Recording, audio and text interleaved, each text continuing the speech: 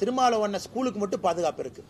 நாங்க வந்து திருமாவளவன் ஸ்கூல் நடத்துறாரு, சிபிஎஸ்சி நடத்துறாருன்னு நைட்டோட நைட்டாங்கன்னா ஆளை மாத்துறாரு.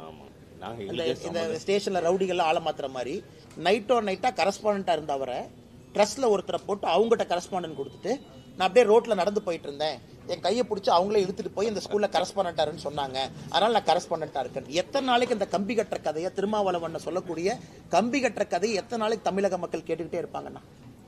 இவர் வந்து மொழிக் கொள்கைக்கு ஆதரவு அப்படின்னு சொன்னாங்கன்னா எதுக்கு இவர் சிபிஎஸ்இ ஸ்கூல் நடத்துறாரு?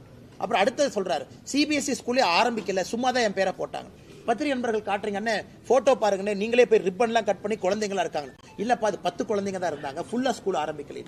இந்த மாதிரி தொடர்ந்து பொய்யை மட்டும் பேசக்கூடிய திருமாவளவன் அண்ணனுக்கு என்ன பதில் நான் சொல்றதுங்கண்ணா?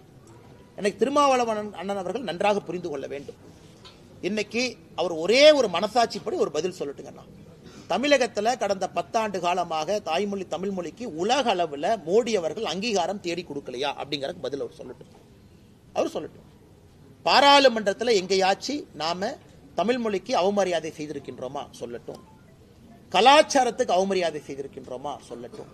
எதுவுமே இல்லாம அரசியல் காரணத்திற்காக அண்ணன் பேசுறாருன்னா எப்படி பதில் சொல்றதுங்கண்ணா?